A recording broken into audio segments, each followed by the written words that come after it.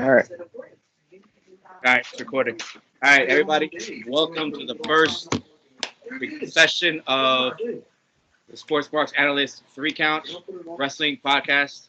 I'm here myself, Paul. I'm here with Benny, and I'm here with Yep. Jaquan. How y'all doing? How y'all doing? And we're going to talk about Fastlane this Sunday, actually tomorrow. And let's start off with the tag team match. Here we got New Day with against Nakamura and Rusev going on. What do you guys think about that?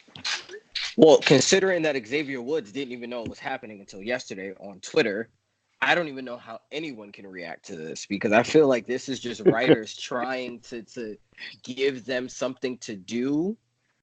And this has been saying, hey, remember when I said I'm going to focus on the tag teams? Here you go. And it's just like, he does this all the time. He always says he's going to do something, but he's so stuck on what he likes that he cannot possibly build anything else. Like he can't build out of his own box. Like it's one of the saddest things in the world right now. I think that New Day is probably going to win, or there's going to be a situation where Kofi gets hit, Kofi gets something. He's going to do something with Kofi because Kofi's going to be at ringside to try and set up whatever WrestleMania plans he's supposed to have with him. I feel you. I'm gonna go with New Day simply because of law of averages. Because I think all of us have Andrade in the next match. So Yeah. you know how the pre-show works out. You know, we're gonna get our 50-50 between our 50 face and our 50 heel. So our 50 face is gonna be New Day taking that match. Honestly, and because of the fact that I just don't think they care about Rusev and Nakamura at all. Yeah, I agree. I think it's gonna go to the New Day. Nakamura, Rusev are gonna get buried again. I mean, you know my feelings on the Japan talent and how they get treated. So it's not just you, man. It's not just you. Went on Twitter and he's the next guy to go. So Rusev might be on. That was the conversation I was looking at, and a lot of people are thinking it might be him trolling and using that whole comments he made before and rumors as a way to stay in the line. Mm-hmm. I mean, at this point, the only reason why he's even still relevant is because Lana's on Total Divas and everybody's tuning in for Lana. So essentially, he's the Jimmy Uso of last season. Well, actually, they're done. I read a report that this is the last season on there. They're not going to be on there. Oh my god. Well, I'm telling you, I really. There goes like his relevance. Yeah, like I mean, he can't seem to get past that U.S. title card for anything, and it's kind of sad because he's very good. Yeah, and he had a good run with the title too. He did one of the best entrances with the tank. Come on. Yeah, like that's going down all time. That and like the DX tank thing are like that's two of the best I've ever seen. And it's just, I feel like Vince just missed the boat on this one. Mm-hmm. Just absolutely missed the boat with Rusev, and it's really kind of sad because this is not even the first time. This is the second time he's missed a push for Rusev to the main title picture. Because first it's because of the fact that Rusev got over pretty much without their permission, just like how Zack Ryder did. Just like how everybody else does. Like the only problem is like with Becky Lynch getting over, he couldn't stop that one. The same thing happened with Daniel Bryan. Like, I mean, I feel like he should blame himself because he's the reason why these people are getting over because he keeps consistently burying them for people with less talent, and they just happen to fit a look that doesn't even exist anymore. Like nobody, like the fact that Rusev got hurt, got fit, like seriously fit, so that he looks like a champion and you still won't push him is incredible to me. Yet Sheamus has what the WWE title like 3 times over on his resume. It's ridiculous. Isn't he one of those Grand Slam champions? He's a Grand Slam champion. Yeah, he's a Grand Slam champion like 3 times over. And it makes no sense because like Rusev in that that earlier PG era probably would have gotten over. Like I call them the dark years, right after the Attitude Era, right before John Cena got big, like that like when Miz was champion, and like Dolph Ziggler was that guy. When I stopped watching. Yeah, essentially when I stopped watching for about 6 years. Rusev would have been perfect for that time because he would have made a great heel and a great face. But I guess now because Vince has this love affair with the Shield, no one else is getting over at this point. From a men's perspective, anyway. Which is crazy though, because if you think about it, they want to push the Shield as faces, or at least right now, because of course when Rollins broke away from him, he was a heel. But they want to push the Shield as faces, and you got guys like Drew McIntyre standing off to the side over here dealing with Baron Corbin and Bobby Lashley, two people who are pretty much to me holding him back because he's not doing anything with these guys. There's your monster heel right there. But the problem is, the other thing is going to segue off into something else, is because of Brock Lesnar. Yeah. Lesnar's holding the title hostage, and they won't take the belt off him and trust somebody else to carry it. So now you don't have a monster heel out there on Raw. I think it goes beyond that, because I think the problem with the product right now is the fact that you devalued the WWE title on SmackDown so much so that you can't tell what the mid-card picture is and what the main title picture is. Mm-hmm. It's muddled. And then they're trying to bring back the US Open Challenge, but you finally put the title on a guy that can do it. They made it that can build the title again. They made a joke out of that. Great decision. But that's the thing. They finally made a good decision on the title. Giving Samoa Joe the title is the best thing they could have done. Yeah. But he has to hold the title now. So it's a situation where who does he jump into a feud with next? Because you can't throw a guy like Mustafa Ali in there because you want to push Mustafa. So he's going to have Mustafa's just going to get buried. And from the rumors I've been hearing, they're actually going, my bad to cut you off, but the rumors I've been hearing, they're talking about putting Mustafa Ali right back into the WWE title picture. Which, again, makes no sense. Fine. I mean, for me, that's fine because that's what you want to. You want to push guys that are as athletic as Daniel Bryan, but doesn't make it so that you sympathize with Bryan. So you want guys that are around his size that are gonna look like him, so that he can be the monster heel. But here's the thing. Oh, sorry. Go ahead. No, you're good. I was gonna say you got guys sitting there like you got Woods, you got Mojo, you got Zack Ryder. Like you got Zack Ryder. You have a huge mid card on SmackDown that is doing nothing. Mm-hmm. You still have Aleister Black and Ricochet, all guys who can all take a loss to Samoa Joe, but putting on a good match puts them over essentially.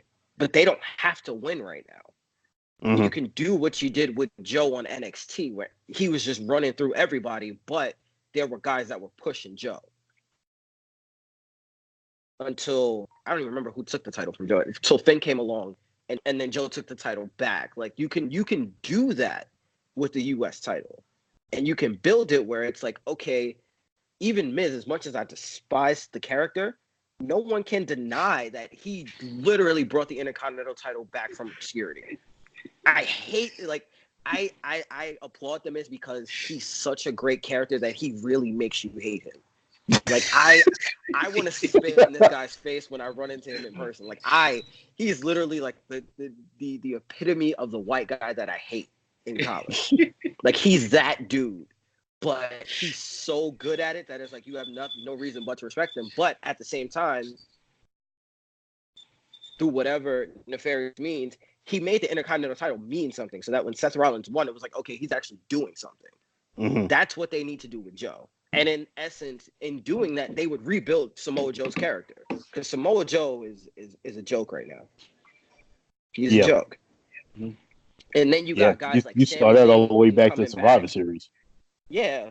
And then you got guys like Sami Zayn about to come back, and they're like, oh, I don't know how Sammy's going to come back. One, is Sammy going to be a face or a heel? Like, we need to make this decision. Sammy needs to come back as something. Because if Kevin Owens is coming back as a face, you got to do something. You got to do the opposite or do the same and put him in the corner something. You got to do like a Ciampa Gargano thing with them or something. Yeah. But Sammy, to me, would be the ideal guy to take it from Joe. But I wouldn't say take it until SummerSlam to make it mean something. Yeah. Like if he drops it at SummerSlam, feuding with him from like June to August, then that's fine. And you just throw a bunch of these other rando guys that are trying to come up. You throw them into the U.S. title open challenge. You even throw John Cena in there for one match or one off, because you know if Joe fights Cena on Mania, then Joe's gonna win, and that could definitely Joe up on a trajectory of, okay, he's a legitimate U.S. champion, which is how I feel like they should build it anyway. But the best thing they could have did for the U.S. title was give it to Joe, because they really gave it to K Quick. Like, really? Yes, I said K Quick. I don't know. Yeah, That's K Quick. I thought they were going somewhere with R-Truth, man. Like, honestly, did. Like, he just lost the title out of nowhere. That just threw me off. Listen, the man is 42 years old. It's like, if you put the title on him or Ray, now you're just doing it for nostalgia reasons. You're not building anybody. Like, the only guy that you could really put a title on right now and then be like, okay, I get it, and he can actually build the title, and he's old, is Goldust. Because Goldust is never going to do anything more than mid-card. And we all know this. At this point, R-Truth is Carmella's hype man, and they're using him to keep Carmella out of the title picture. We know this. Because you built back in eventually. I mean, with the fact that, like, the only way I could see Carmella coming back into the title picture is if Mandy Rose wins. Because then everybody's a legitimate contender at that point. Right now, that was my whole issue with Asuka winning the title, is either you devalue Asuka or you devalue the title. Because Asuka, again, last time she held the title, she held it for 500 something days. And the only person to beat her is on the shelf. Or to push her to almost beat her is on the shelf until the summertime in Ember Moon. So, and all these little toothpicks they got running around, like, SmackDown's a beauty pageant to me right now. Like, they don't, outside of Becky and Charlotte, they don't have any legitimate wrestlers. They don't. You got what? Zelina Vega, valet. Carmella, valet. The Iconics are not doing anything on the singles spectrum. You got Sonya Deville, which would be a really good storyline if they would change that god-awful theme music and actually give her a character. But there's nobody else. Doesn't make sense. So, like, that's why I want to see what they plan on doing after Mania when it comes to these call-ups. Yeah. But I mean, who are they going to call up from the women's division? I don't know. Let's try and stay back on the card here now. Sorry, guys. Yeah, that's all right. I know. We have a lot. We have a lot of material, fellas. If you guys are hearing this for the first time, trust us. We have a lot of material. We have a lot of thoughts. Our theories. We have conversations every day about what's going on in WWE and outside. We just tend to ramble on, and we apologize trying to figure this out. You know. All right, so we're all in agreement. New Day over Sasuke. Over Rusev. So now on to Rey Mysterio versus Andrade. What do you guys feel on that one? Benny? Andrade. Oh yeah, go ahead. Andrade. I honestly, Rey is one of those guys because of the fact that he's always going to be loved by everybody regardless. Him losing doesn't lose him anything. Andrade losing loses him momentum. If you're planning on building this dude to, be something this year, like, now granted, this is in character stuff or whatever, but Zelina Vega came out talking about this is the year of Andrade. By next year, you want him to be main event in WrestleMania or something like that. To be completely honest with you, I think that is what the plan is. By next year, by next Mania, WrestleMania 36 down in Tampa, I'm expecting Andrade to either be in the WWE title picture or over on Raw in the Universal title picture. So, like I said, what the building up him right now is like what I feel that they actually need to be doing as far as that goes. So I'm going with Andrade. What are your thoughts, Jay? Cien Almas, right? Because last year.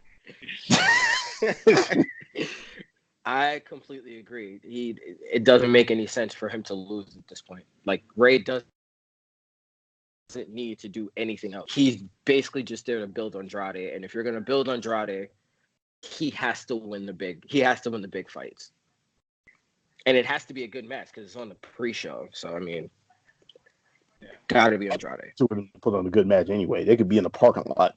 I'd be fine. Yeah, that's true. I like this. I like this matchup. The only thing I don't like is that they never made a storyline out of this. Mm-hmm. Like, they've already had this is what their third, fourth match already, I think. Mm-hmm. And there's no storyline. I would have enjoyed a storyline between these two and see what they can do with a nice storyline. They got to build Andrade. I'm in agreement of that one. But it's more than just that whole Selena Vega thing. I think when he started deferring a lot of the Mexican wrestlers to other companies, I think Vince just started like, hey, we got to build this guy up like ASAP. So I think that's part of it too. So I think Andrade will win. I think it may be a little shenanigans there with Selena. That's what I'm looking at. But yeah, we're all looking on Andrade as well too. And I also heard that there was a storyline plan. I think that they may have axed it though, where Ray came to Vince asking if he could reform the LWO. Yeah, that was the thing I was hearing about before he came back. That he wanted an LWO style stable, but like who else is going to be in it besides the two of them?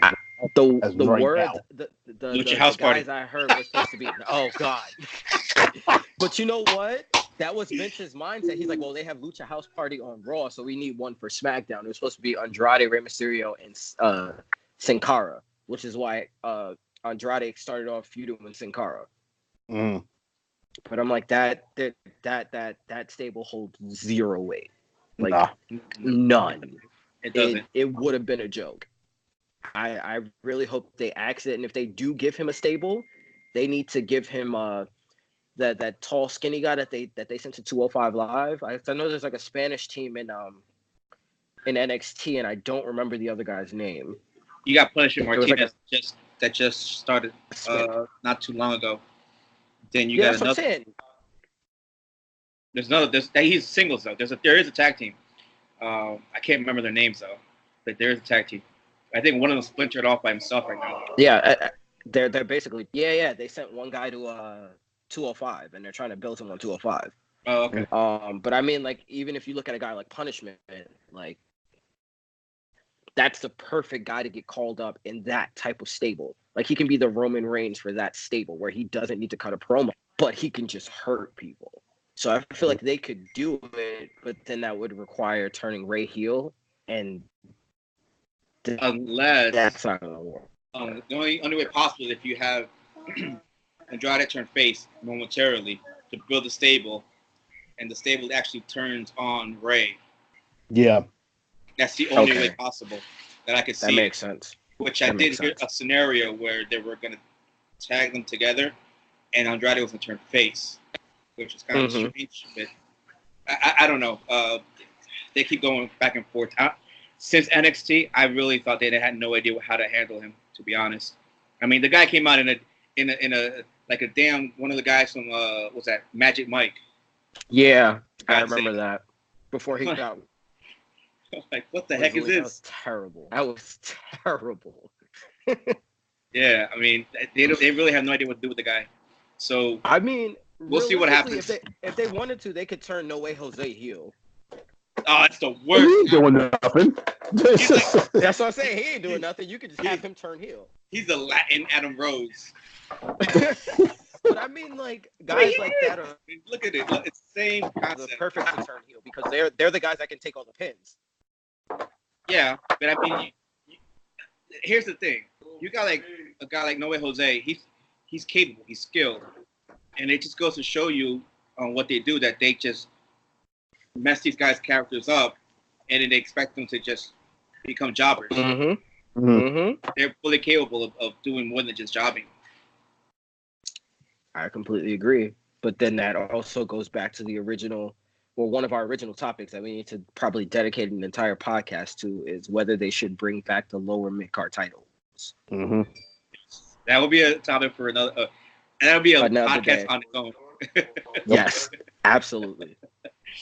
Okay, but anyway, so the next match we have here is the Revival against was it Aleister Black and Ricochet, then Chad Gable and Bobby Roode. Wow, triple threat, huh? Mm-hmm. Yeah, leave. All right. So I can't the way I'm looking at this, even though Black and Ricochet are up on the card, I don't think they're going to win this title. They're still in the Dusty Rhodes Classic. I think no. the Revival's going to win by shenanigans. Mm-hmm. I just feel like there's going to be a shatter machine on like Gable or something. Like I just see like a random Dusty finish, shatter machine. Gable takes the pin, and it's a quick fire. No one gives a crap piss break match that only lasts maybe like 10 minutes. Yep. To be completely honest with you, the only reason to me Gable and Roode are even in this match is to take the fall so that Black or Ricochet doesn't have to. The Revival need to hold on to the titles at least until WrestleMania. Yep. And so and now even then, there's no tag. Yeah, the tag team division in unless they call up Street Profits right now. I don't want to. I don't even want to talk about the Raw tag. Like unless they call up Street Profits at WrestleMania and they win in like a title match, a la the Hardy. I don't care about the.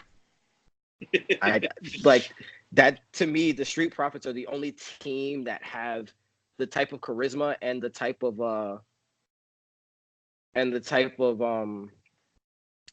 moxie that Vince likes, where it would work.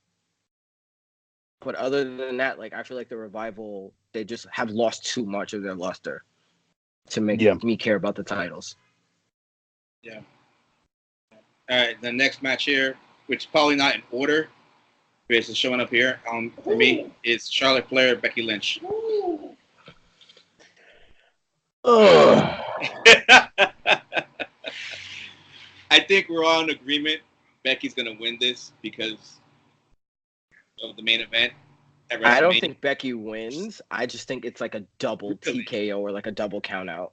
I don't think anybody wins. I think it's literally like both of them get hit by Ronda or somebody like throws like a kendo stick or something and both of them get knocked out.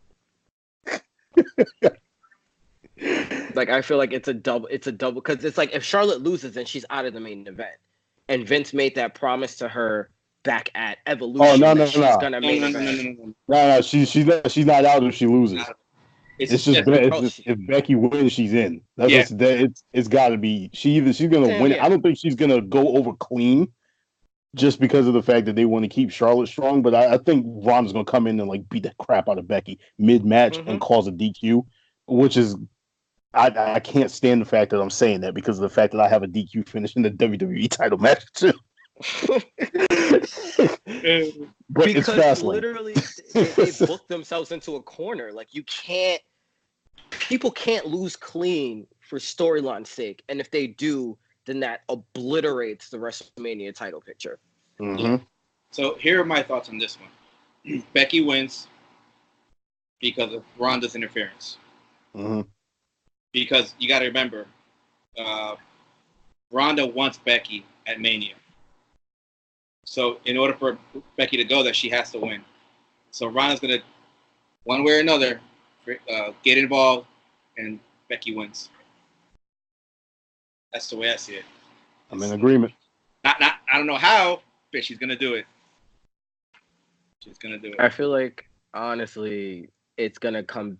They're gonna give a shout back to that Twitter rant and that Twitter promo from Ronda's vlog about wrestling being fake and how she can beat up any woman and blah blah blah blah blah. And it'll probably be a situation like Charlotte's just in front of her, and like she misses a big boot, and Ronda Rousey hits Becky instead. So by accident, Becky wins or something like that. It's gonna be something really stupid like that. Yeah, we'll come back to that one. No, I didn't see if Becky had responded to that, but I know Charlotte responded directly to that tweet when they were talking about the situation that happened on Road Ronda, or whatever that thing is called. Yeah, we'll come back to that one afterwards. Mm-hmm. That's a whole conversation within itself. Yeah. So next on the card is what I believe is going to be the piss break match: The Shield versus Baron Corbin, Drew McIntyre, and Bobby Lashley. Oh my god. This is the beginning of the farewell tour for Dean Ambrose with the Shield reunion. Yeah. And you know the Shield's gonna go clean. They're gonna probably hold Roman a little bit. He's still got a little bit of ring rust, being off for so long. But I think they're gonna squash that little stable over there.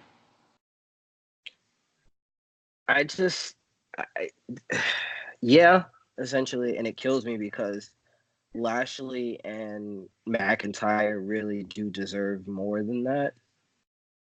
And it's just really frustrating that they keep consistently, like they say they want a certain type of guy and they get those guys and they bury them mercilessly. And it's like, this is what happened with Drew last time, where they put him in freaking 3MB. This is essentially the 3MB on steroids. Like, you see that. It's like, I'm just waiting for Drew to bring in Jinder at this point. Like, it's a joke. Like, why is Baron Corbin still wearing dress clothes? Someone please explain this to me. I don't know. I asked myself the same question. No. Baron Corbin was said to be being trained by Undertaker and Kane, and you literally have the American Badass gimmick sitting there, festering. You know this guy is into bikes. You know he's that biker kind of dude. Just revive the gimmick with Baron Corbin. Like, it's really not that hard. Nah. And again, it allows you to use all this lower card talent, a.k.a. even if you're going to have him lose and have him switch shows, because God knows they need to do it, he could literally restart the ministry with Sanity and just redo his character as that throwback Undertaker. That's like American Badass with the bandana. Fixed. Done. Fixed. Like, it's not hard, guys. Like, come on. Like, it's just... Next match, please. Benny, Just shield. Okay. Next one is Asuka, Mandy Rose. Oh my god. This match card makes my ears hurt. Sorry. It's funny. My bad to cut you off. I was actually watching. I don't mean to plug another thing or whatever while we're in the middle of doing our own thing, but I was watching a Wrestle Talk video the other day. It said they should actually rename get rid of Fastlane and bring back Roadblock, because that's what this is. I cannot stand this pay-per-view, man. This just makes no sense. This is God. This is one of those. If it was a Pittsburgh pay-per-view, this would be it. Yep. Yeah. Because it's literally just thrown in there. Because you can have Elimination Chamber and then you got WrestleMania. You have all of this time in between it, but it's all right. Let's just throw Fastlane in there in between both of them. But you don't have build for, you don't have time to build up anything for it because you're still coming off the high of Elimination Chamber. But anyway, Asuka. Here's the problem I have with this one. All right, Asuka needed an opponent. There was no build to it. They pulled Mandy Rose into it. There was no end to her feud with Naomi. Yep. It just they just killed Naomi, another 2-time women's champion. So great, good job, SmackDown Women's Title. This is what happens to black champions. It was an interesting angle. Whenever you get a champion up, you do this. This is what happens when we can't have nice things. We just can't have nice things. Like, Vince will not let it happen. I mean, this is how I know Ricochet will never win a title. I'm convinced Ricochet is not going to win a title. He had a title, his mid-card title in. That was Triple H. That wasn't Vince McMahon. That was Triple H. True. That was very true. Very true. Which, like I said, no conversation for another day. But like I said, can't wait till next year. It's next year. Yep. So let's go on to the next one. The Boston Hug connection against Nia Jackson, Tamina. B&H. Yeah, I can't keep doing Sasha Banks like this, bro. She can't keep losing every time she defends a title. So like they Nah. have to win. Nah. And like you're gonna have Tamina and Nia as champions. Like Nia, okay, but Tamina, like Jesus, why is she still wrestling? Yeah, let me put it to you like this: the only teams right now that I can see taking those belts off of Sasha and Bailey are either Mandy Rose and Sonya Deville or the Riot Squad. I can't see anybody else doing it, right? And they have to The have some type Iconics? of a lengthy reign. I don't see the Iconics doing it either. I would see the Iconics pulling it up. Like I can see them being like the fourth champions. Like Sasha and Bailey lose it See, to I see like the the Riot Squad or something like that, and then after that, you'll get the Sky Pirates come up from NXT. They take the titles for a little while, and then they because shouldn't of the even be a fact that they done team. got a little too, they done got too over, then the Iconics come off, and then they're the ones that take the titles from them. That's the But way I I can feel see like the Iconics pulling that junk off. you know what? I feel like with more training and if they actually let them do them, they could definitely like an Edge and Christian comedy act that can actually wrestle. Oh, Because they're Peyton great. Royce can actually wrestle. Billy Kay can actually wrestle. They just have to let them wrestle. Oh, And they're if you're great. gonna let them be We're in agreement. a comedy act, let them be an Edge. Just gonna make fun of everyone, freeze frame promo, like just let them do them. Whatever it is they told them to do when they got called up, it's terrible. Mhm. It's horrible. It's corny and it just doesn't work. Like I would even have them really go heel and stop with the hee hee ha ha circus gimmick crap and just have them be straight up mean girls. I I'm agree. sorry, I'm done.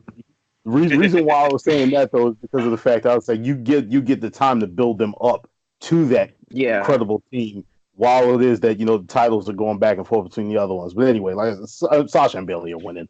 Like, I don't want Nia Jax and Tamina anywhere near this tag team titles Please God, anytime. no. I think Tamina's gonna No. take the pin. I think she takes the pin because you want to keep Nia strong for the singles run. She had that little mystique on her, but I think the Boston Hug will win it and will retain. So now we go to the Usos and the Miz McMahon connection. Usos, and for some strange reason, you're gonna get Miz's father involved in the match because they made it a point to say that he was gonna be out there. So I think that he is gonna come in and get involved and somehow hit Shane McMahon and cause them to lose the time, without getting DQ'd or whatever. You're gonna cause Shane to take the fall. Then it's gonna be Miz's fault, and then you're gonna have a fight between the two of them at Mania because Shane McMahon has to have his WrestleMania match. So yeah, Usos are gonna win. Jay, I just feel like Shane's gonna be like, you know what?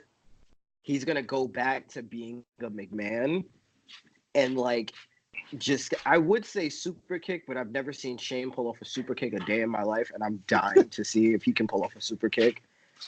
But like just Miz is all hype, Miz is about to win, and then Shane just cracks him and helps the Usos. And his whole reason is tag team championships are fun, but WrestleMania moments are more fun. So it's gonna be me and you at Mania. the way I see it happening, I see the Usos winning as well. I don't think Miz's father's gonna get involved, but what I do see is the breakup of the two. I see McMahon trying to take over the match. He's trying to do it all. Miz is back there. McMahon gets in trouble. The Usos got him, and instead of going for the tag, he tries to make a comeback. Boom, he gets beaten out.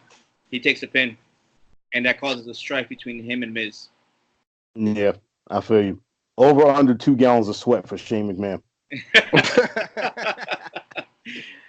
I can feed a whole village with the amount of water he gets rid of. It's ridiculous. I don't get it, man. I don't get it. I see him trying to hit that corner to corner, and that's where he messes up. I want to see that spot.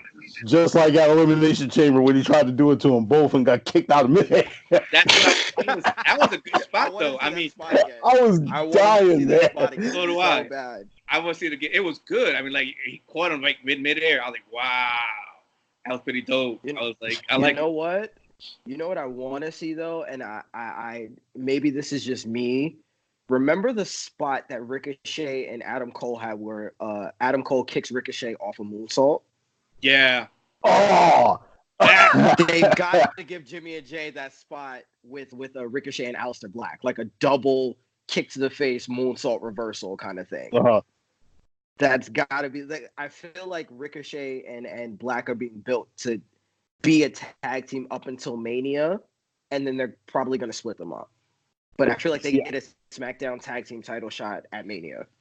You see, I would like that, but at the same time, I honestly think that could end up being a career killer. Kind of like how that just was with Shelton Benjamin when Shawn Michaels kicked him off the top rope. Yo, because that's the only thing anybody ever remembers about him now. Listen, but you got to admit, the only other thing I can say about Shelton Benjamin is he still has one of the best theme songs out there for WWE. Every time he comes back, his theme song is dope. They never let him do anything, which, again, United States title picture. Sheldon is literally sitting there on a platter.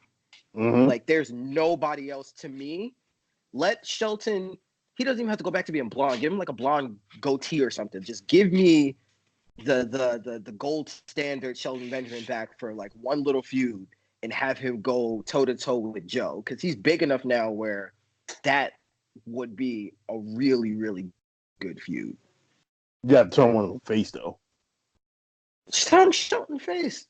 I mean, they're both sarcastic, so I mean, both of them can be hybrids at this point. And that's what everybody wants to see. Nobody wants to see, oh, this guy's a super baby face. It's like, oh, they want to see them going back and forth. Like, think about Joe and Roman when they were throwing jabs at each other.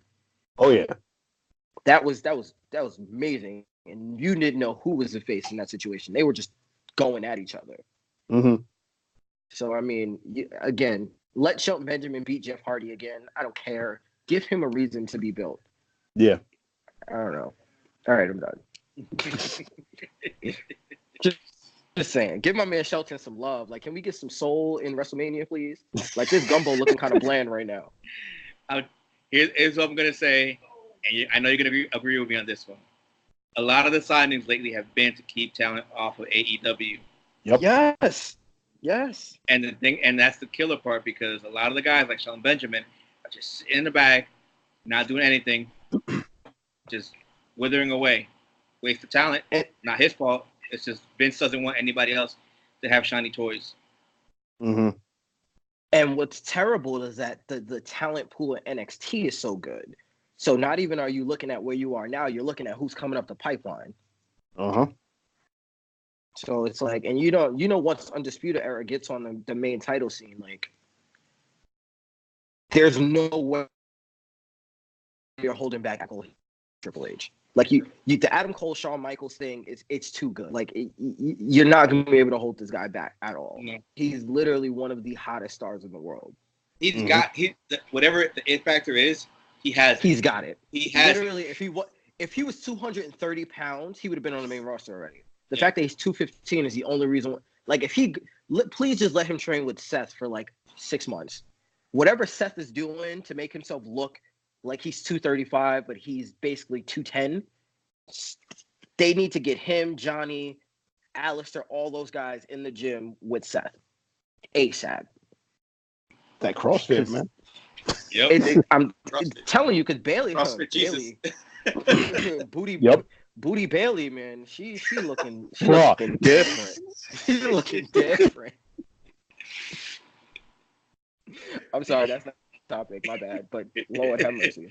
Shout out to Bailey, bro. Keep feeding. Keep on doing what you're doing. Keep on doing what you're doing, man. Oh man, you crazy. Main event. We got Daniel Bryan and Kevin Owens. What do you think, Jay? I hope the rumors are true that Sami Zayn comes back and helps Kevin Owens win low key. But I think that they're saving the title match for Kofi and Daniel Bryan, the rematch. But I think that because of the way Vince did it, Kofi's cooled off too much. So I don't know if that's going to be a thing. But I think KO as the champion gives them that blockbuster feel, especially if it's just a rematch. If this match is hot, then I can see the rematch happening at Mania and Kofi somehow getting involved and turn that into a triple threat match. Because right now, the WWE title is just not, they don't have the type of star power that they need to make the WWE title hot. Because AJ Styles ain't been hot in a year and a half. And this man he need to go home and be with his kids and get his man a part-time schedule. Like, he's earned it. Truth be told, he's earned it. Like, we don't need AJ Styles to be a champion no more. Like, he's of that echelon where he doesn't need to be a champion anymore. They need a new, hot, young star to be a champion. And they've essentially killed all of those guys. That's my problem with the WWE title picture right now. Like, Mustafa would be fine, but he needs another 6 months to build into being that kind of babyface. He needs time. He's not there yet. Like, you put the title on Mustafa, you would have to turn him heel for me to take him seriously. I feel you. As far as I'm concerned, I'm saying there's only one way that this mess ends, and that is with Daniel Bryan leaving as champion. Now, how we get to that point is where I have a problem. All right. I think Kevin Owens is winning this match, but I don't think of course, like I said, Daniel Bryan is leaving with the belt. So I believe that Daniel Bryan is going to win, or he's going to lose by DQ. Now, whether that is Eric Rowan getting involved or whether that's Sami Zayn coming back to get involved and then turn heel on Kevin Owens, I don't know. But I know that, like I said, Daniel Bryan's not losing this belt before Mania. It's the same thing because this is the what we call this. This is the go home pay per view. So I don't think there's going to be anything really major changing here.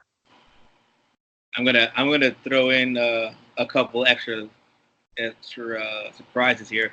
I agree. Bryan does go home as champion. Kevin Owens wins. But here's the thing. Here's the twist. Luke Harper comes in as well. Mm-hmm. It adds a third to the Captain Planet team. Sami Zayn gets in. Sami Zayn gets in to help Owens. That's my boy. Let me help him out. He tries to help him out, and then Luke Harper comes out and takes him out. And then, somehow, some way, Kevin Owens loses, or he wins by DQ. But like you said, Benny, Daniel Bryan goes on with the belt no matter what.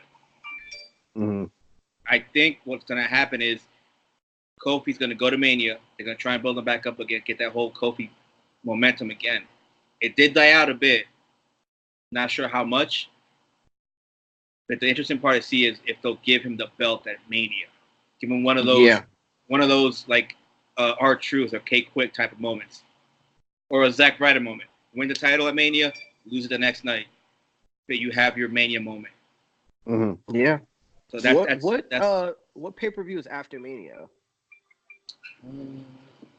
I don't know what it is immediately. I know it's not Backlash because they just released the pay-per-view schedule, and Backlash is like later on down the line, but I don't know what it is. What was it last year? I think last year was Backlash, but I know that they flipped it around because of the Saudi Arabia schedule. Ugh, please, God, don't tell me it's Greatest Royal Rumble. Hold on, I'm looking right now. No. It's not Greatest Royal Rumble. But my scenario with this is I think no, it's Saudi Arabia pay-per-view. May 3rd. My God. Okay. Then yes, Daniel Bryan is definitely leaving with the title. I don't think Kofi Kingston wins then. Or actually, no. I think Kofi might have a shot to win because Daniel Bryan didn't want to go last time. Exactly.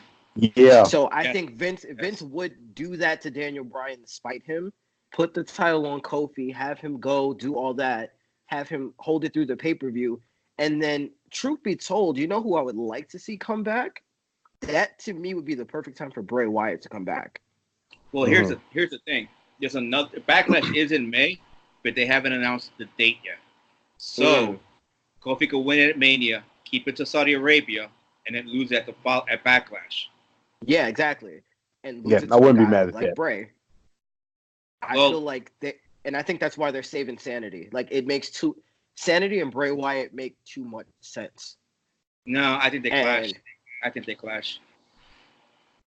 I think that with the way just his promos are, and the type of character that he's always had, I could see him being like, you guys haven't done anything because you're missing some sort of extra terrestrial or extra spiritual entity, and he kind of becomes that, and it works perfectly because the numbers kind of even out with New Day. Like New Day's outnumbered, but they're not completely outnumbered because Nikki isn't technically. So it would be a 4-on-3 situation. Mm-hmm. And then you still have Kevin Owens kind of as a face, so you can play with that if you want. But I feel like if Kofi wins, they need to bring Bray Wyatt back because he's the perfect antithesis to Kofi's attitude. Yeah, because they did do that whole New Day versus Wyatt family thing before. They could just kind of sort of revisit that if you're going to be bringing him back as a heel. The only thing is there's been no real idea as to what he's coming back as. It's just a matter of that Matt Hardy came back as Matt Hardy. He didn't come back as Woken Matt. Yeah, they because that didn't go over well at all. That worked in TNA because TNA allowed him to do what he wanted to do. Impact. Well, that and I think the crowd is just different. Like the thing is, I feel like WWE's crowd, if you're gonna give them something really gimmicky, like really, really gimmicky, like Woken Matt Hardy, you have to sell it the right way. And Vince was just like, we're gonna give you it and go. In TNA, you got to break. He can't just come in as broken and then suddenly get woken and then go back to Matt Hardy Team Extreme. Yeah, that's what WWE isn't how to do long-term storytelling. Like, when they do, you end up with a Ciampa situation. Yeah, like listen, that you can't blame nobody on that. That was just unfortunate. I know. I'm just like I'm hurt man. by it too. Talking about the Ciampa situation. Talk about Ciampa now. Did you guys see the pictures they posted on the website? I did not. WWE. My man got metal rod in the back of his neck. He got screws, everything. I think he might be like in the Kurt Angle situation where he can't turn his neck. So that's going to be happens. I thought it was more of an Edge situation.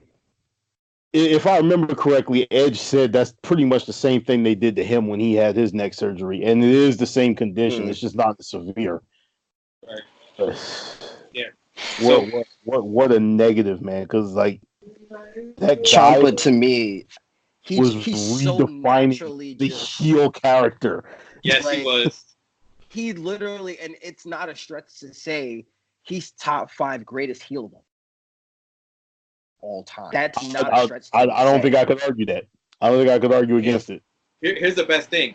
My man walked in at an entrance, no music at all. He didn't need anything, and the crowd booze was so overwhelming. It was ridiculous. I was like, wow. And he held that for a solid 3 months. Like this wasn't like a night after the pay-per-view. Like this was continuous until people. And I feel like until they put the title on him, that was when people started to cheer when they put the title on him. Because when they put the title on him, I'm like, this is stupid. Like Ciampa's not a world champion. And then he ended up having one of the better reigns. And I'm like, you know what? Ciampa doesn't look like a world champion, but he damn sure acts like one, and he damn sure wrestles like one. So there's nothing else I can say about that. His like tweets. He made me believe in what he does as a performer. Oh yeah, like, his tweets. Hats off to Ciampa. His tweets and promos outside of it. I mean, did you see the tweet that he put out when they said that he wasn't in the WWE 2K game? Yeah, I saw that. I'm still mad. Like I'm still very upset that he's not in that game. Like I can't do what I'm gonna do because he's not in that game. And like I have to do that little BS like download that somebody just tried to create Ciampa. I don't know. Give me the real thing. That's like, what did he say? I'm trying to look it up. He said something about like the champ is not gonna allow himself to be in there. It was pretty good for him to continue the character off script and everything. Like, yeah, like he. If this is him being done, they need to get him in the performance center ASAP as an instructor. Him and Shawn Michaels need to teach a master class because that was probably one of the best heel runs I've seen in the last 20 years. Like, we're talking back from like when The Rock turned heel and everyone hated him for forever. When like Stone Cold turned and went to WCW, like that was the level of hatred that this man was able to garner just off of going after Giant. Like, I don't remember DIY before the turn. Like, I wasn't a fan of DIY before the turn. I saw that turn, and that turn made me watch NXT. I was like, this stuff is amazing. This is why I started watching wrestling. Like, they made me really believe in the NXT brand. Mm-hmm. And to just see him go down like that, it's just like, God, this guy's you gotta get him in the creator's room. You gotta give him something. Because if I really feel like this might be a career-ending injury, honestly. Because I don't think not. Even if he comes back, he's not the same. No, they're saying it's not as bad as Edge's, and whereas he career ender, they're saying it's like Sheamus, where it shortens your career. So he can still wrestle when he comes back, but whatever length of career he was supposed to have before the injury, it just got shortened. To what extent, nobody knows yet. Yeah, he's a small guy. Like, he's not a big dude. Like, Sheamus can take a couple of hits because that's a big dude. He's still like what is he, like 275, something like that, 260? Yeah, but the thing is that Ciampa is like the DK Metcalf of WWE. I think he's like 1.9% body fat. So it's a little different. I want to go to the gym with him. I want to go to the gym with him. It's simple as that. Listen, I think it's more than just a workout. I think it's his dieting. I think this guy is like body inspo for real. It's ridiculous. I'm just like, wait, does he eat any carbs? I feel like go eat a hamburger, man. Come on. Him and Finn, man. Now that I think about it, I think that's the reason why they couldn't actually put him into 2K19 is because they couldn't actually really fully render that body. Like, it made no sense to the developer was like, listen, we can't do anything with this. All right, either he's not going to look like himself or he's not going to be in the game. One of the two. So they just like, listen, we cannot disrespect you.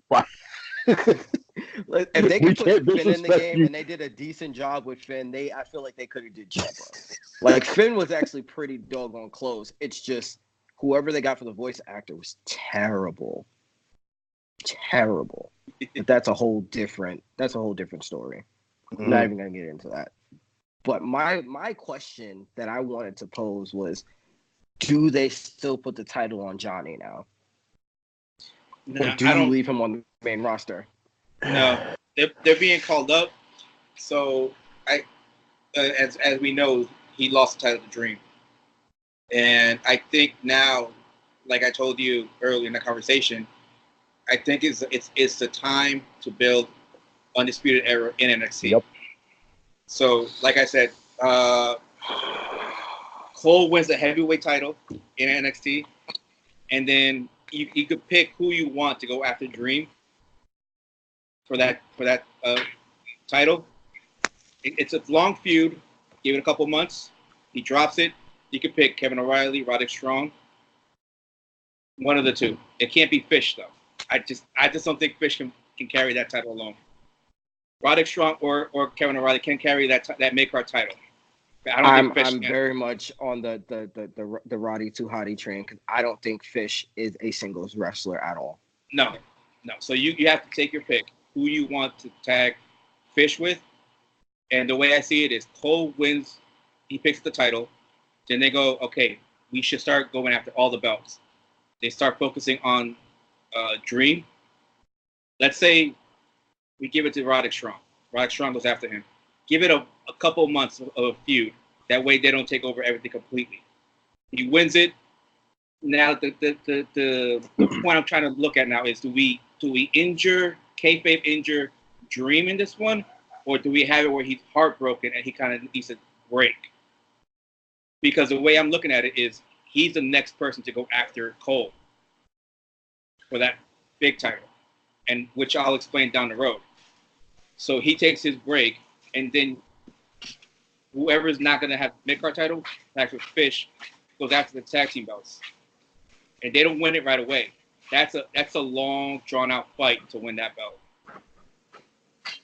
So because you have to build War Raiders at this point. Yeah. So by the end of the year, maybe Royal Rumble, Undisputed Era owns all the belts. And then they drop it right before WrestleMania. And then you call them all up. Right after Mania. I can see it. Because you give them their nice little, it's like they're going away tour where they own NXT. We know it. Everybody loves UE. Give them the time to shine. Give them a year. Have the belts. Put them in the stratosphere. It's going to be hard to get. And then you give Dream that main belt because he deserves it. That boy's put in the work. You give him that main belt, and you build everybody else to go for the mid card and attack team after that. I feel like absolutely, but I'll even go one better. Like you have Dream, you have Keith Lee, and you have Street Profits take those titles off of him. So we just have an all black NXT. I'm just saying. Give the brother some love. That's all I'm saying. Give the brother some love, and all those guys would definitely represent the titles in a big turn Matt Riddle heel. Because I feel like Matt Riddle can go either way. If Keith Lee wins before Matt Riddle does, that is the perfect feud and build that mid card with NXT with. And Dream is just like the problem is if you get rid of UE and they get called up, rightfully so. I don't. Who else is going to be in the main? Unless you build guys like Punishment and God, who else? That Duvacek guy that Keith Lee's been fighting. I don't even know what the heck his name is. Dijakovic. Yeah. Dominic, I think, right? Yeah, that dude. Yeah. Yeah, something like that. But even still, like they are flushed with mid card and tag team talent. But they calling up Ricochet and Aleister Black was the right move. Ricochet, I feel like, was too early. For that reason. Because they don't electric star power. And I don't even last year you could see the guys who were getting signed that you're like, okay, that's a main event guy, that's a main event guy, that's a main event guy. You don't see that in NXT right now. Yeah, but here's the thing. During the whole year, you build your guys up because they're depleted right now. With this last call up and a possible another call up, maybe they could be depleted until next Mania. You know what they should do, and it just dawned on me. Since the NXT guys are now seemingly, because we know that NXT is pre-recorded, they're on all three. Those guys that you aren't using, you send them back down to NXT. And that's how you build your NXT talent. That's something I heard. They're looking to put talent from the main roster that's not being used, like Shelton Benjamin, Zack Ryder, push them down to NXT for a couple appearances. I think Tyler Breeze already made his, just to kind of be on the show. He needs to go back. I don't know. Well, you can't really. I forgot who it was that Tyler Breeze was actually going up against. But they brought him back in full Prince Pretty mode, and they said it was just like he had never left. So I think it was Andrade. No. It was somebody who's down there already. Yeah, it's recently. Oh, okay. It was like maybe a month or two ago, and that's when it started breaking out. And they were saying they're looking to push main roster guys that are not being used down to the NXT level to stay in shape. They don't get a ring rust. But yeah, makes sense. But it's crazy though, man. There's so much talent, and they don't know what to do with it. Mm-hmm. The problem is, I feel like Vince has run out of ideas for characters, and I feel like there's a there's a disconnect between the older generation and the younger generation, where the older generation feels like the younger generation should put forth more of an effort to take control of their creative license, and the younger generation just feels like they're getting buried by the older generation. The way I think about it though is I think because before, back in the 80s when I was growing up and when Vince was peaking everything, it was you built these higher than life, above average, like way beyond characters. Your Undertakers, your Hulk Hogan's, your Andre the Giant, Big John Studd, all these guys. But now in the time of reality TV, you can't really do that. You know, you want guys that like Tommaso Ciampa, guys that look like normal. When you see guys like who we looking at here, like who's that one big guy, Oliver? It's one guy that you got a lot of guys coming in. They're big guys. They're the old Vince guys, big muscular guys, and they don't work out. Right. Like EC3. Well, EC3 he could wrestle, and he is what Vince would have loved back in the 80s. He's a Vince guy. He stuck with that. I don't know why, but he stuck with it. He made it work though. But now, here's the problem because Vince loved the big guys. He buries the little guys. Finn Balor. Yeah. Who else are we looking at? Even before that, remember Evan Bourne? I always bring Evan Bourne up. Guy is really talented. He was buried because he was a small guy. High flyer. Yeah. Neville's Mighty Mouse. Yeah. Neville. Key example. Golly. And he was big. He was short, but that boy was big though. No, he had a but still, you gotta admit, for someone who it seemed like a demotion to go down to 205 Live, Jesus did he put 205 Live on the map. Yep. He did. 205 would not be where it is without Neville. And I don't care. I like Neville, and even to a certain degree, you gotta give him a little love, Enzo. Because Enzo could not feel like as much of a pariah as he is right now. Yeah. Like Enzo elevated the game where like I can't watch 205 Live because Buddy Murphy can't cut a promo, and it pisses me off. Well, I fast forward the promos. But here's the thing with Enzo. Enzo could talk. He had the mic skills. Yeah, but that's no thing. How are you going to be no ring skill at all? Which was I understood why Neville was pissed when they said you're losing. You're losing to Enzo. He's like, what? In what real world would I lose to Enzo? Like I understand why Vince did it because the mic skills, he'll bring it up another notch. But to lose clean, well, he didn't lose clean. But even then, I think he wanted him to lose clean to Neville or to Enzo, and that's when Neville was like, "No, I'm not going to lose clean. Kick to the balls, I'll lose. Okay, shenanigans, I'll take it. But to lose clean, never." No, I wouldn't have had him lose clean either. And I feel like I wouldn't have had Neville lose it. Period. My thing is with Enzo would have been fine not winning a title. But the fact that he did win the title, to me, made the title even better because Enzo was always that guy on the main roster where you're like, if you put a title on this guy, he might be able to do something. Even though he couldn't wrestle. It was the fact that he couldn't wrestle. It's like you even put a guy like Leo Rush. Like Leo Rush, to me, would be what if you could marry what Neville could do along with Enzo's mic skills, you would get Leo Rush. So I just feel like Vince was a little too premature in pulling him from 205 for even though I understand why he did it, because Lashley is just decrepit when it comes to talking to people. There's no other way to put it. Lashley's terrible. Yeah. Like him and Brock Lesnar are perfect because they would just sit there and like growl at each other like a bunch of angry, horny grizzly bears. Yep. Like, yeah, that's essentially what it would turn into. Like, although I still want to see that match. I think honestly, if absolutely that match. I don't know if I want to see that match. I have a feeling. I think that you got to take the WWE out of it. You got to take.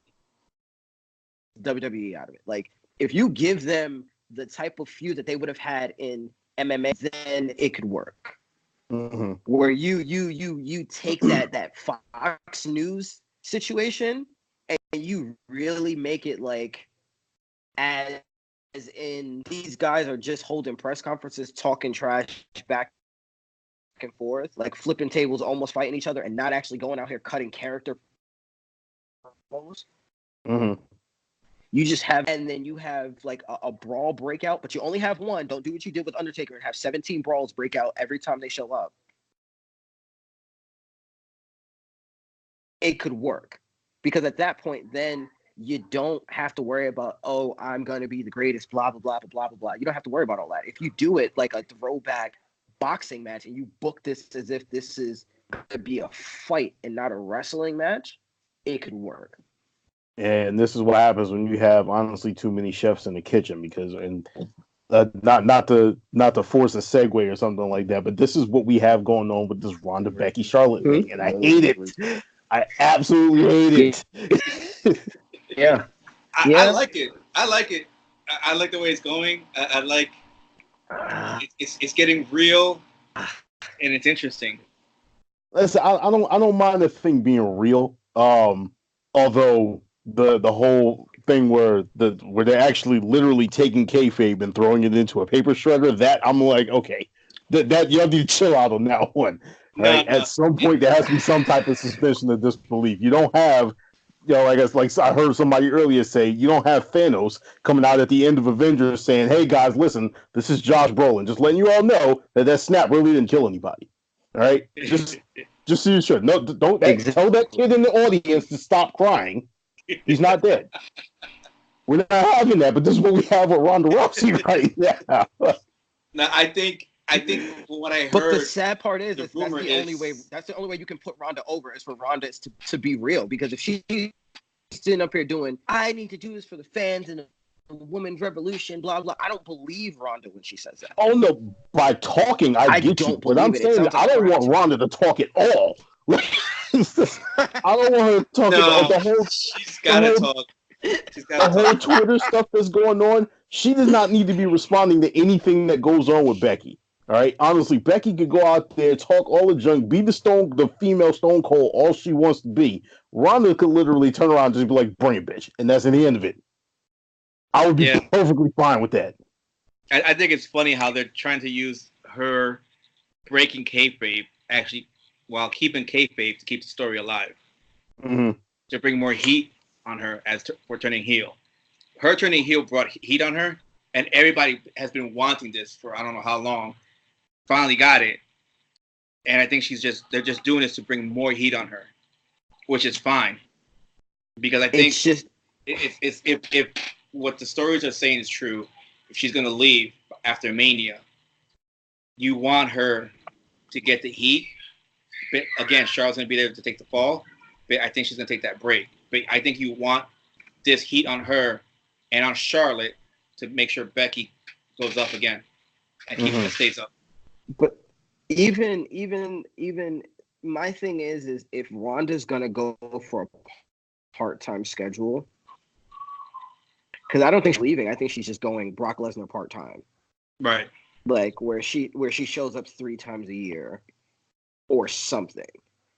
Mm-hmm. I think that even in that situation, you still can't have Becky being the Raw Women's Champion is cool, but this is bigger than the title. Right. And that's my thing. That's why when they both had titles, this wasn't about the title. That's why I liked it. When you now have titles involved, it complicates things. I feel like had both of them not have a title. And that's my biggest problem. They're trying to use the heat that this feud gets to elevate them. And the woman's title is doing nothing but complicating the problem. Because truthfully, I want Charlotte to win the women's title so Becky doesn't have to leave SmackDown. But see, here's the thing I don't think people are thinking and have realized it, is it just needed to be done. You needed to turn Ronda heel. Right. Here's the reason why. not because everybody wanted it. You needed it for the four horsewoman stable of MMA. Yep. Because if you look at the current NXT, how are you gonna have them come up and join her if she's a face and they're actually heels down there? It doesn't make sense. So one of the two had to give, and there's no way you could change Shayna Baszler and turn her face overnight. Oh no. No. You cannot she's do that. A lifelong heel. She's a lifelong heel. No. If Shayna ever goes face, like somebody needs to reevaluate their life. Yes, she's a perfect heel. I think she loves it too. I think she loves it. And she loves being hated. The other two, they're good. They're learning. They're fine. And Ronda needed to turn heel in order for this to be done. Right. Other three. But it still doesn't excuse the fact that you didn't need the title to be involved. You really didn't. You could have definitely used WrestleMania to be the first time where you have multiple women's matches and a women's non-title match and just have this straight up be a blood feud. It makes more sense as a blood feud than it does as a title match, where it's just like, this is just to settle. Like this is Brock Lesnar Undertaker. Like this is Triple H Batista. Like there's no other reason to fight each other than the fact that they hate each other. There's no other reason, and I'm okay with that. The Raw Women's title doesn't have to be involved. The face of the women's division doesn't have to be involved.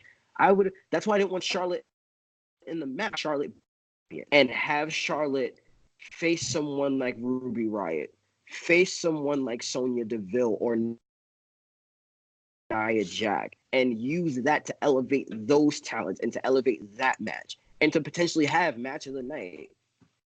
But because they can't get out of their own way and they had to sit there and promise Golden Girl ever in the main event, she has to be perfect.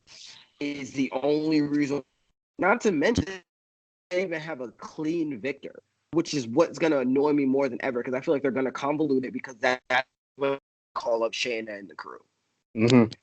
So it's gonna be convoluted whichever way you look at it. There's not gonna be that WrestleMania moment. I feel it's already convoluted to me because, like I said, once they started interjecting in the situation, once the McMahon started interjecting into the situation, it just got completely out of hand. I knew right off the bat because I was saying y'all for months like this is going to end up as a triple threat just because of the fact that there was no resolution from what went down in Survivor Series.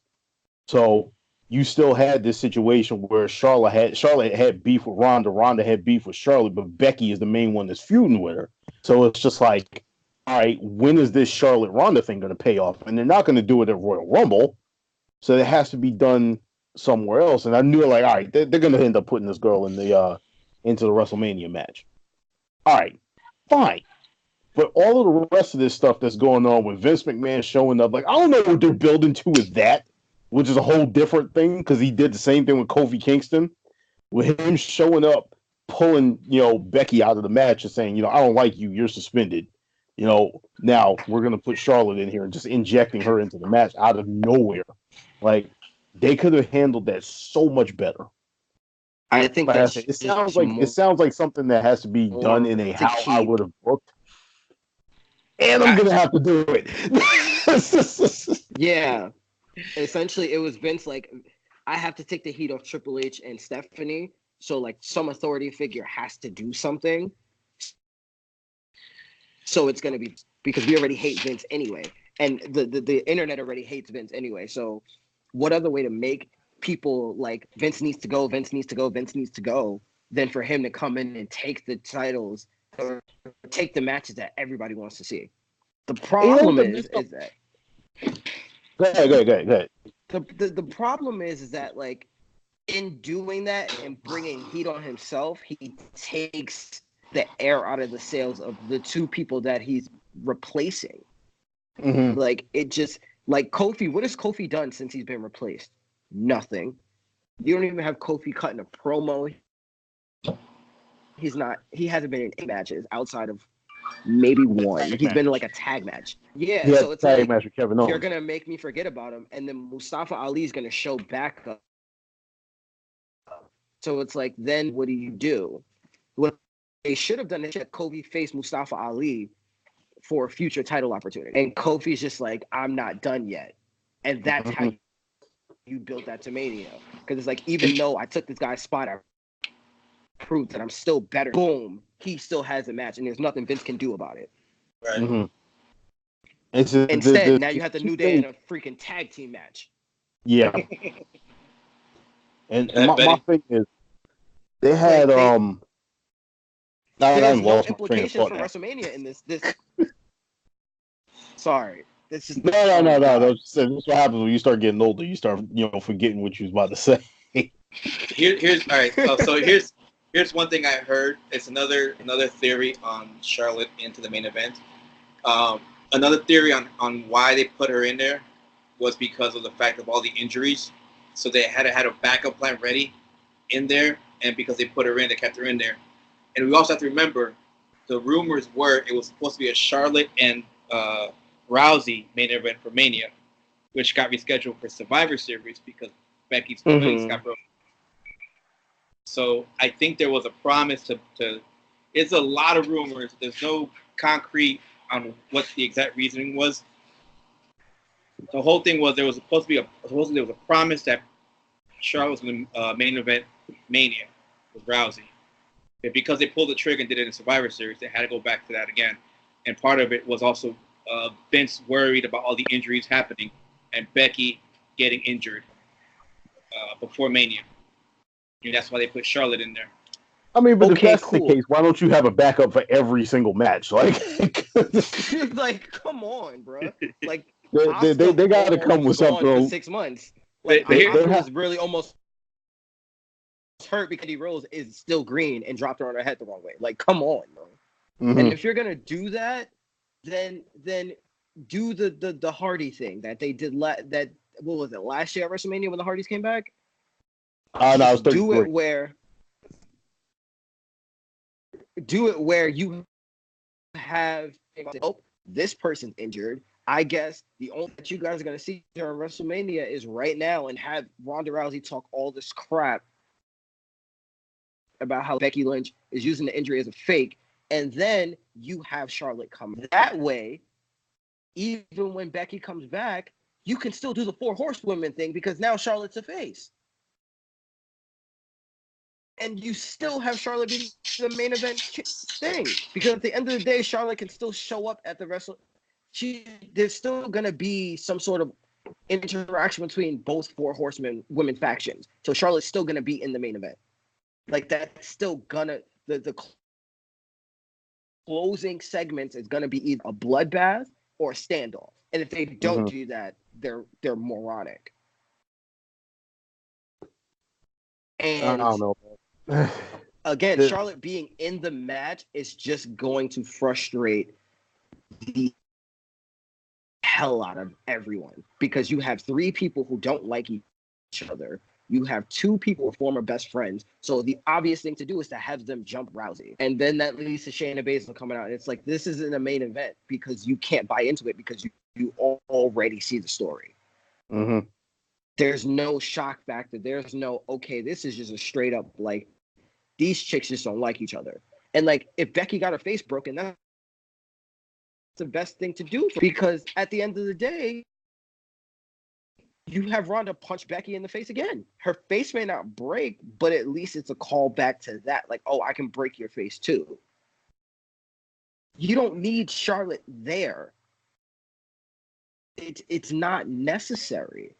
It's just not necessary. And I'm sorry that the Golden wasn't going to be in the title match, but it's not necessary. And it's the same crap that made people hate Roman Reigns. Because it's like, dude, how many times push somebody where people are like, okay, Roman Reigns was obviously the main eventer coming out of the Shield. Cool. Have him win the title a couple of times. Cool. Nobody cared when he was actually the champion the first 2 times. It was the last time where it's like, okay, guys, come on. Like, really? we're doing this again. That's where it got annoying, especially when Dean Ambrose, who was having a really good run, ended up being champion, and you had Seth and Roman, and it's like, okay, let's, and then it was Seth and Finn. Cool. Finn got hurt. He relinquished the title. Seth is the obvious next champion. You put in Kevin Owens. Like, come on. They just keep missing all these obvious marks where it's like, you can do what you want to do, but swerves aren't always necessary. Like, Charlotte being in here is a swerve, and it's for wow factor. And it's like, wow, you guys are still this dumb. That's all it is. And it's like, come on, guys, really? We're still doing this? This is why the XFL needs to be successful. Because we need to take Vince McMahon. We need to just put Vince McMahon, Donald Trump, and Robert Kraft in a boat together and just let them go and screw up everybody else's life and leave our entertainment alone. Like, leave entertainment and government alone and just ship them off in like a boat somewhere and put them on like their own private island. Because at this point, all three of them are screwing their respective sports and Jesus Christ. Like, I'm telling you, Vince is giving Cody money at this point. Vince is giving Cody talent and money, and it doesn't make any sense. Yeah. Because I guarantee you, if Triple H gets full control within the next 2 years, there's going to be a crossover between AEW and WWE. Because Triple H is smart enough to know, like with WCW, that at some point you're gonna have to have some kind of friendly competition where there's a crossover, because both brands are gonna be too big that they're just gonna sit there and kill each other. But Vince will go down with a ship, and they're gonna lose. Like, Cody is the young, fresh, hot CEO. Vince can't compete. Like, Vince is damn near 70. Like, I'm waiting for the heart attack at this point. We saw what happened with Rick. I'm waiting for it to happen. I'm sorry, it's mean, but I'm waiting for it to happen with Vince. Because, like, dude, let it go. Just let it go. Final thoughts? Yeah. How these stubborn old people are. Any final thoughts? Yeah, you're right. That was my final thought. Vince needs to let it go. Benny, final thoughts? Aside from the fact that I am actually WWE champion and Daniel Bryan. Aside from that, I'm just looking forward to getting through this pay-per-view and getting onto Mania, to be completely honest with you, because I don't know what it is about long-term booking with the WWE, but when you give them too much time, they start overthinking themselves and start doing too much.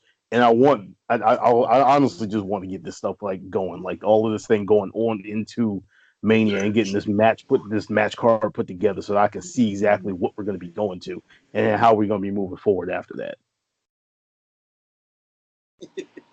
All right, my final thoughts for this is Fastlane is something that was not done, ill prepared, and going to be a cluster. Mm-hmm. Let's see what happens after this, and then start the road to Mania. See what. Can't wait for that one. How the story builds out for that, because we have already a couple stories, but they have to build out the rest of the card. Mm-hmm. So, let's see. All right, everybody. Thank you for joining us on this first podcast of Sports Marks Analyst. We call it the 3 Count.